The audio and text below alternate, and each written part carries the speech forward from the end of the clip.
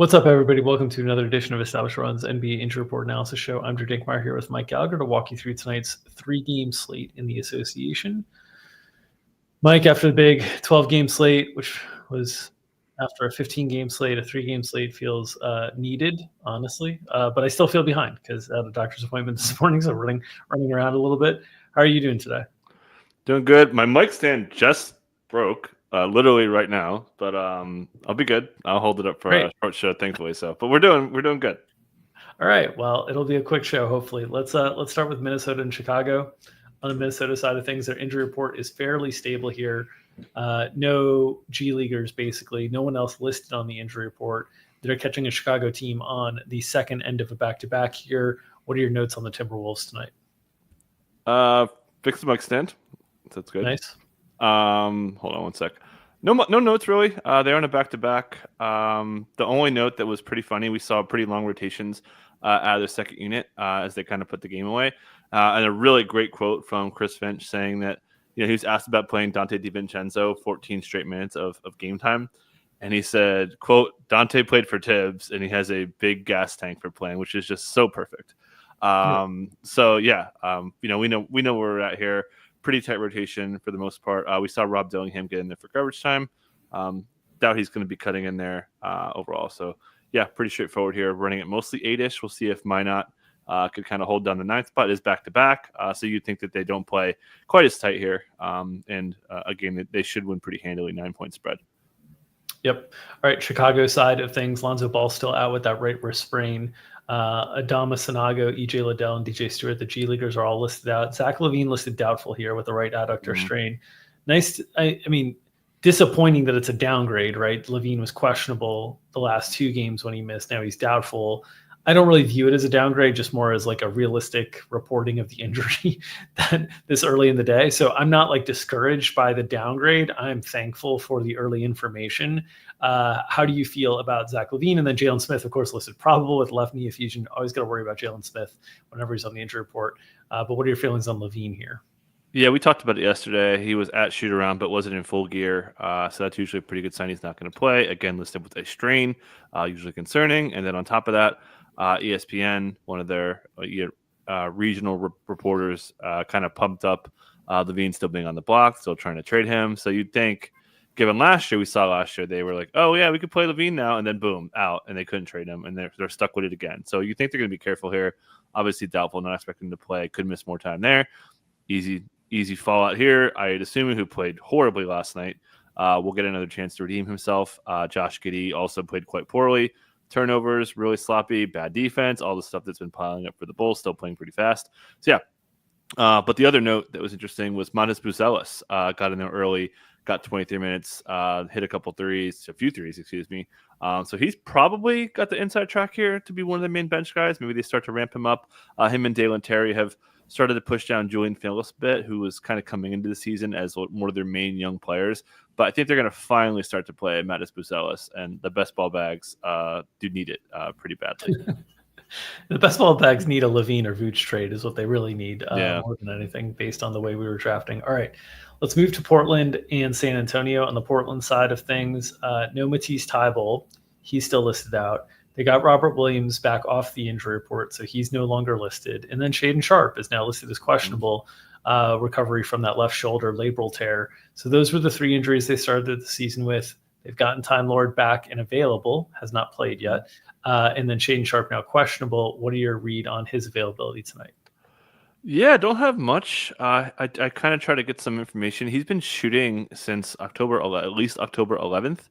Surgery was, not surgery, but the rule out date was, I think October 5th. So he's, pretty early in the timeline, had a 4 to 6 week timeline. So he's on the front half of that, which is a good sign. This is an injury he's hurt before, but again, it's a pretty small tear. Should be fine. I think he's going to play, given how it looks like his conditioning's kind of been up. So we landed at 22 minutes. It might be less. Tumani Kamara has been too good in the starting lineup to take out right now, so I think they'll continue to start him. But you would think eventually Shaedon Sharpe, given the draft capital, given the upside we've seen at times, you'd think he takes over the starting job. But that their defense has been really good. We talked a lot about that their wing defense has been one of the best in the NBA, honestly. Relative to expectations, it's not like OKC good, to be clear. But Yeah, I think Tumani's played too well to be taken out of the starting lineup overall. So that should cut into, you would think, Ryan Rupert. Chris Murray's probably going away. Jabari Walker was already basically out. And then how much does who I call Delano Rivera, Delano Banton, how much does he play? Obviously comes in the fourth quarter, plays a full four, scores 20 points on 8 of 9, shooting with 2 threes. It's absolutely flame-throwing. So probably got to play him after you do that, and he's had 2 really good fourth quarters, so expect him to play, but he may not. They may okay, let's keep him out and then play him in the fourth quarter again. But yeah, Shaden's back. If you're playing season long, I would make sure you pick him up. But yeah, expecting some management on Shaden Sharp, which could also cut in some usage a little bit. And then Denny Opti's minutes have been really, really gross. He's almost touched 30 twice. Yeah, I think long term, when we're looking for Shaden Sharp from a fantasy value perspective, I think long term, you're hoping for a Jeremy Grant trade. I think that's the target in terms of potentially breaking into the starting lineup. If you think about they traded for Denny Avdia, they kind of want to focus on him. Tamani Kamara fits a very specific role that they need. Otherwise, I think it's bench microwave score for Shaden Sharp, and that's the hope, is that him playing next to Scoot gives him some juice in the second unit. But long term, if you're hoping for Shaden Sharp from a fantasy value perspective, I think you might need a Jeremy Grant trade to really get things unlocked here. Mm-hmm. Okay, San Antonio Spurs side of things, second night of a back-to-back for them. Devin Vassell still listed out, Jeremy Sohan out, Trey Jones out. No other injuries, no management for CP3. They kind of got rolled last night. What are your notes here on the Spurs? Yeah, the main note is, we're crossing our fingers for Vassell to play, as the committee may have to reconvene. Yeah, because Mitch Johnson ruled him out for the road trip, which ended last night. They're back home now, so we're on watch. There's always been after the November 1st, he said a week away. That's where we are now. So yeah, we're on Vassell watch for sure. But he's out today, so they'll start the same starting lineup. Pretty rough game for Stephen Castle, who had to guard on ball again. Didn't have it going offensively. Really awesome defense. The Rockets have some really, really high upside. And I talked a lot about this. Rockets wing defenders can make some inexperienced second unit or first unit players look quite bad. So shout out to them, playing pretty well. But yeah, same rotation overall. Expecting to play at least a little bit better here. Yeah, and the one thing that I know with Vassell, we haven't even seen a doubtful tag or a questionable tag yet. It's just been straight out. So do you think we're going straight from out to in? I think we're going straight to questionable and then a game decision at some point, right? We'll probably get it. Okay. I mean, we're not. Yeah, we'll probably get a Q tag, but we're on Q tag watch for sure. It sounds like he's got a chance to be back somewhat soon. Okay. Utah and Milwaukee on the Utah side of things. Jordan Clarkson, Isaiah Collier, Lauri Markkanen, all listed probable. Colin Sexton listed available here. So this will be the healthiest version of the Jazz that we've largely seen this year. Obviously, they lost Taylor Hendricks for the season, but we hadn't seen Isaiah Collier before. Now they're getting Lauri and Clarkson back. What are your expectations of what that means for the Jazz rotation tonight? Yeah, we'll definitely see Lauri Markkanen in the first unit. Probably managed a little bit for the back injury there. And then the toughest question is who starts. We saw Colin Sexton start and then lose his job, and then Clarkson gets hurt. So I don't have a great read. I think that they might just start Sexton and bring Clarkson off the bench for a game or two, but they might not. We'll see. So he was not that long there. So that adds another layer here. How much does Filipowski play? We saw when Lauri was in there, he was playing right behind him. It's pretty likely. And then we also saw a lot of John Collins overlap, which got Drew Eubanks in the rotation as well. So we think that kind of goes away. So they maybe won't run Collins as a 4 as much to take Eubanks almost out. And then, how much does Bryce Sensabaugh play? And then the other part, Isaiah Collier, feel pretty confident based on how the preseason rotations were going before he pulled his hamstring. He was running all the Keontae George minutes. So he should be back. We split those backup minutes 10-4 in favor of Collier. I think you feel pretty good about him being in there. But, I think that mostly covers it. But, getting some bodies back that could help. But it's going to be a mess. I do wonder, John Collins has been so good in this stretch. I do wonder if we see Filipowski iced a little bit hard to get Collins even more playing time, just because again, the whole point of the season for Utah, right, is going to be to try to maximize John Collins' trade value, clear up the roster, and then get a look at these guys late in the season. So that's the one thing that I'm kind of looking for, just because he's played so well in the absence of Lauri Markkanen, if his role expands beyond what it was before, which was pretty small. It was a pretty small role. Okay. Let's move to the Milwaukee Bucks, where Giannis Antetokounmpo is questionable with a right adductor strain. Is there new news on Giannis Antetokounmpo? Well, there's new news that Chris Haynes just reports that Andre Jackson will be replacing Gary Trent Jr. in the starting lineup today. So that's the big news. Let me get my. What do you think about that? While I pull up this, I'll get your thoughts on. Well, I mean, I think Gary Trent Jr. is losing himself just boatloads of money to start the season is really the big thing here. He takes a 1-year deal to go into Milwaukee where he thinks playing time will be safe, where he'll get a bunch of open jumpers playing next to Giannis and Dame, and he can't make a shot to save his life right now, and that is going to cost him so much money that he could have potentially made if he keeps playing this way. Maybe it'll help him get a reset on the season, but like one thing that's been very clear so far is that Milwaukee just needs a little bit more athleticism in the starting lineup defensively, right? They're just getting run out the gym. And so Andre Jackson brings them that in a way that Gary Trent Jr. has not to this point in the season. I don't know how high the minute ceiling will ultimately be. This is a team that can play very, very tight, but like they still also need floor spacing and shooting. So it's like a tricky thing. Like Gary Trent Jr.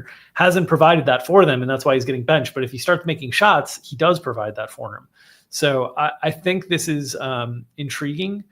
I think it's also largely the case that if Gary Trent Jr. finds his shooting stroke and gets it back, that we will see him back in the starting lineup at some point. But Andre Jackson Jr. is their most intriguing bench piece in terms of like taking a step forward for this team. Yeah, we saw him really cut into these guys, and AJ Green also played pretty well. So expecting those guys to kind of cut into it there. So yeah, biggest Q tag on the slate is Giannis Antetokounmpo. They are in a back-to-back, and Doc Rivers, who we joke about all the time, not knowing anything. According to Doc at practice, he said that it was his call to hold Giannis out of this last game that they almost won, which is very unusual. Doc is like, oh yeah, don't see no evil, hear no evil kind of a thing. Just like, hey, let me know who could play. But he said it was his call to hold him out, which makes they had a light practice. Doc called it skeleton and a walkthrough. Nobody was live in their practice yesterday. So, Giannis did practice, but he didn't really do much. And again, he was pretty close to playing. They are in a back-to-back. They are playing tomorrow in a much tougher game. What's up? Yep, a much tougher game at New York. So, like, had it been a non-back-to-back, I'd feel good about him playing, but not a back-to-back, I don't feel good about playing. If Doc already said, hey, nope, he said it's a long season. He said they're not worried about their start. He said everything that all the concern about the Bucks is all external. The guys are good. Oh, word? You just changed your starting lineup. So I call BS on you there, sir. But yeah. So again, I have all the information we got on Giannis. It's just tough to say in the back-to-back if they're willing to push it because they are a little bit concerned. This is a soft tissue injury. You mentioned it. Look what happened to Aaron Gordon. He was playing through that calf, and then boom, he's out for weeks here. So I think they want to be careful here. So it's Utah. They're Utah at home. Like, this should be okay. But yeah, I think there's a chance that there's a chance they played safe. It's interesting. It's a weird schedule quirk as well because they play Utah at home back-to-back in New York, and then they come right back home to play 3 games at home against Boston, Toronto, Detroit, including a back-to-back on Toronto and Detroit. So the schedule is a little bit condensed right now, which I would lean to even more concern for potentially like, hey, take this game off. And like the other thing is they had 2 days off before this, and they had a day off in between. So Giannis hasn't played since the 2nd, so that's 4 days off. Maybe it's like, hey, take 5 days off and like try to get this thing right, and then we play 4 games in the next 6 days, and then we get 2 days off again. And I don't know, we'll see on this one. But yeah, Utah has been struggling so much that you would think they should take care of business, but this is going to be the healthiest version of Utah we've seen with Larry Markkinen back, with Jordan Clarkson back. So I don't know. I'm torn. I think this is like pretty 50-50 in terms of whether Giannis is able to go tonight. That's how I feel. And obviously, if Giannis can't go, as we saw last game, Bobby Portis, all the minutes, all the shots, all the rebounds. They just don't have guys that can fill usage outside of Bobby Portis and Damian Lillard. AJ Green was strong in terms of making 3-point shots. They need that shooting. Look, you're going to get looks on this team. If you can knock down shots, you have a role on this team because you're going to get looks. So it'll be interesting to see if his opportunity continues to eat away at Gary Trent Jr. as well. Like, they just need to find somebody to make shots. Yeah, and one more point on Portis: 21 shots, only 2 threes. So Bobby, kind of going to work down low, which is nice. I kind of like that version of Bobby when he's really attacking the basket, hitting the boards, and all that good stuff. Yep. All right. That'll do it for this edition of Established Run's NBA Injury Report Analysis Show. As always, we appreciate your support. If you're interested in checking out our premium content and supporting us on the premium side, you can go to establishedrun.com/subscribe-MBA for more details on our premium product offerings, including our DFS product, which includes Mike Gallagher's matchups column 3 times a week, live shows with myself and Mike 5 times a week, and of course, access to subscriber Discord, projections for every game, every slate, so on and so forth. So check out establishedrun.com/subscribe-MBA for more details on our premium product offerings. On the prop side, please read the FAQ if you're interested in subscribing there as well. If you're interested in just being along for the free ride, that's cool too. The best way you can support us here is subscribing to this YouTube channel. You can click the bell and get notifications whenever we go live. You can see content like our podcast, which we just recorded an episode earlier today, talking a little bit about these Milwaukee Bucks, more about the Tyrese Maxey injury and the strong start in Phoenix. That'll be up on this channel later today as producer Ryan's working on that right now. But subscribe to the YouTube channel. That helps us a bunch. And then you can also smash the like button, help feed the algorithm, which helps feed our families, allows us to feed you the NBA injury information analysis you need each and every day to set your season-long lineups, your DFS lineups, and make your spread bets and your prop bets. So smash that like button, feed that algorithm. Num, num, num, num, num. We'll see you tomorrow.